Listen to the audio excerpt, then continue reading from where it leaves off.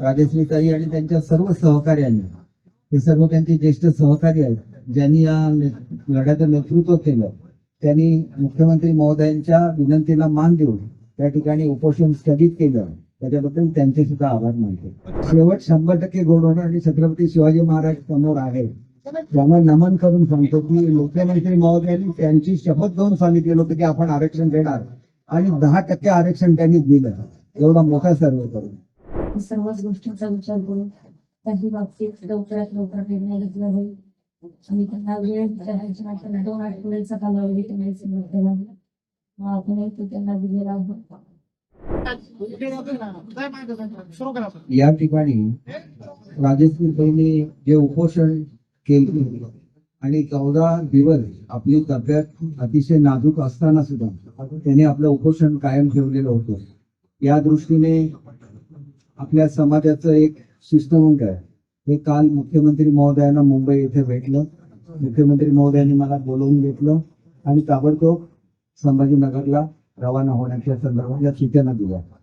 आणि त्याच्यानंतर काल रात्री जवळजवळ 2:30-3 वाजता माझी मुख्यमंत्री महोदयांची चर्चा झाली आणि त्यांनी मला असं सांगितलं की सकाळी 5च्या विमानाने जाण्याऐवजी तू दुपारी त्या ठिकाणी जा, कारण मला प्रत्येक मुद्द्यावर चर्चा करायची. त्याप्रमाणे त्यांनी प्रत्येक मुद्द्यावर चर्चा केली आणि स्वतः त्याच्यावर कागदावर लिहून मला याप्रमाणे निर्णय आपला असं सांगितलेला आहे. स्वतः ते अतिशय संवेदनशील आहे या प्रश्नाच्या संदर्भात. आणि आपल्याला माहिती आहे की 10% आरक्षण देत असताना जगातला सगळ्यात मोठा सर्वे हा त्यांनी 21 दिवसामध्ये करून घेतला. हे सुद्धा एक जगामध्ये रेकॉर्ड आहे. 10 लाख लोक हा सर्वे करत होते आणि संपूर्ण समाजाचा सर्वे त्या ठिकाणी झाला. आणि त्याच्यामुळे आताचं जे आरक्षण दिलं हे कोर्टाने त्याला स्थगिती दिलेली नाही आहे, हे सुद्धा वैशिष्ट्य आहे. आणि दुसरी जी क्युरेटिव्ह पिटिशन आपण सुप्रीम कोर्टामध्ये केलेली होती ती सुद्धा ऐकण्याचं सुप्रीम कोर्टाने मान्य केलेलं आहे. हा एक मराठा समाजाचा खूप मोठा विषय आहे. परंतु आपलं मराठी क्रांती मोर्चा आणि एकंदरीतच ह्या चळवळीचं वैशिष्ट्य असं राहिलेलं आहे की सर्व समाजामध्ये असलेली एकी हे ह्या आंदोलनाचं वैशिष्ट्य आहे. त्याच्यामुळे राजश्रीताईंनी मांडलेले मुद्दे, मनोजदादा जरांगे पाटील साहेबांनी मांडलेले मुद्दे, हे दोघांचे एकत्रीकरण करून जी काय घोषणा करायची गॅझेटियरच्या संदर्भात हे दादाजी मुख्यमंत्री महोदय करतील. आणि मुख्यमंत्री महोदयांचं ठामपणे मत असं आहे की हे जे काय आंदोलन एकंदर उभं राहिलं त्याची असलेली एकी ही खऱ्या अर्थाने समाजाची ताकद आहे आणि ती एकी कायम राहावी म्हणून दोघांशी चर्चा करून ते आदर निर्णय घेतील. आणि त्याच्यामध्ये विशेषतः मनोज दादांनी याच्यावर खूप काळ काम केलेलं आहे, त्या लढ्याचं नेतृत्व सुद्धा केलेलं आहे. त्याच्यामुळे त्यांचा योग्य तो मान ठेवून त्याच्यावर आवश्यक तो निर्णय घेतला जाईल. आपण मी जे काही सांगितलेले मुद्दे आहेत हे सगळे आपण चर्चेच्या वेळेला ऐकलेले आहेत आणि त्याच्यामुळे आपण सुद्धा आपल्या माध्यमातून हे मराठवाड्याच्या जनतेपर्यंत पोहोचवाल अशी मी अपेक्षा करतो. या आंदोलनाला आपण जी प्रसिद्धी दिली त्याच्याबद्दल सर्व मीडिया, वृत्तपत्र सर्वांचे आभार मानतो. राजश्रीताई आणि त्यांच्या सर्व सहकार्यांनी, हे सर्व त्यांचे ज्येष्ठ सहकारी आहेत, ज्यांनी या लढ्याचं नेतृत्व केलं, त्यांनी मुख्यमंत्री महोदयांच्या विनंतीला मान देऊन त्या ठिकाणी उपोषण स्थगित केलं, त्याच्याबद्दल त्यांचे सुद्धा आभार मानतो. धन्यवाद. जय हिंद, जय महाराष्ट्र. मराठवाडा गॅजेटेर लागू करण्याची मागणी तुम्ही मान्य करण्याचं आश्वासन दिलेलं आहे, तर ही मागणी मान्य करून सगळ्या सोयऱ्यांचा जो चेअर तुमच्या सरकारने काढला. मी आपल्याला 2 गोष्टी सांगतो की मनोज दादांच्या ज्या मागण्या आहेत त्याच्यामध्ये सगळे सोयऱ्यांचाच व्याज आहे आणि गॅजेटियरची सुद्धा मागणी आहे. ते इथे सर्वच जी लोक बसलेले आहेत कार्यकर्ते सगळ्यांनी एकत्र काम केलेलं आहे. मनोज दादांची जवळ निकटचे सहकारी राहिलेले आहेत, त्यांना सुद्धा मनोज दादांच्या बद्दल आदर आहे. आणि सगळ्यांचंच म्हणणं असं आहे की मनोज दादांचा योग्य तो आदर ठेवून या सगळ्या प्रकरणामध्ये निर्णय घेण्यात यावा आणि आमच्या मुख्यमंत्री महोदयांचं तेच मत आहे. त्याच्यामुळे सगळ्यांचं एकमत झालेलं आहे.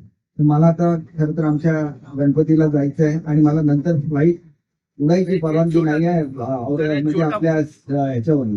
जर एक छोटा प्रश्न आहे, मनोज जरांगेंना अनेक आता जी आश्वासनं दिली त्यातली बरेच आश्वासनं मनोज जरांगेंना 1 वर्ष आधी किंवा मध्ये दिलेली नाही. बघा, त्याबद्दल काही विचार नाही झालेला. एक गोष्ट अशी आहे की जो सगळ्यात मोठा सर्वे झाला मराठवाड्यामध्ये आणि जो मराठवाड्यातल्या मराठा समाजाच्या हिताचा होता तो तुंगी मराठा, याचं रेकॉर्ड पूर्णपणे आदरणीय शिंदे साहेबांनी तयार केलं आणि हे मनोज दादांच्या सांगण्यावरून केलं.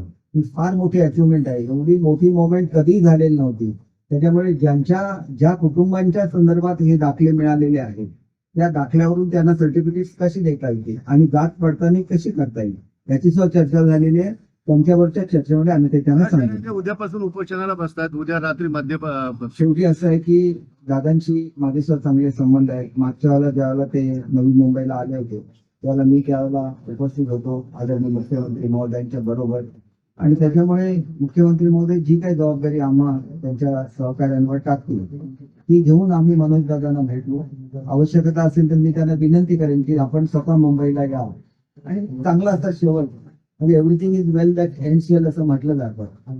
ज्यातला शेवट गोड होतो ते सगळ्यात गोड असतं आणि त्याच्यामुळे तशा पद्धतीने हा प्रश्न मिटावा असं मला वाटतं. मराठा समाजाने अपेक्षा करावी का की हा गोड शेवट होणार आहे लवकर? शेवट 100% गोड होणार आणि छत्रपती शिवाजी महाराज समोर आहे.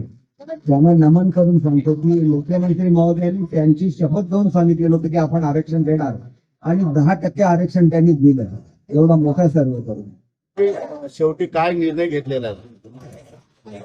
23 मागण्यांपैकी ज्या मागण्या होत्या त्याला मान्यता दिलेली आहे. साहेबांकडून तुमच्या समोर सर्वांनी सुद्धा ऐकले नाही. राहिला विषय जो हैदराबाद संदर्भात 2 आठवड्यांमध्ये चर्चा करून सर्वच गोष्टींचा विचार करून काही बाबतीत लवकरात लवकर निर्णय घेतला जाईल. आणि त्यांना वेळ द्यायची मात्र 2 आठवड्याचा कालावधी त्यांनी सांगितलेला आहे. आपणही तो त्यांना दिलेला आहे. ज्या तुम्हाला मागण्या होत्या त्यातल्या बऱ्यापैकी या मागण्यांना मनोज जरांगेनं 1 वर्षाच्या आत अनेकदा आश्वासनं दिली गेली, लिखित दिल्या गेलं. त्या मागण्या तशाच रेंगाळल्या गेल्या. तुम्हाला विश्वास वाटतो की सरकार सकारात्मक राहील? सरकार खूपच सकारात्मक राहील.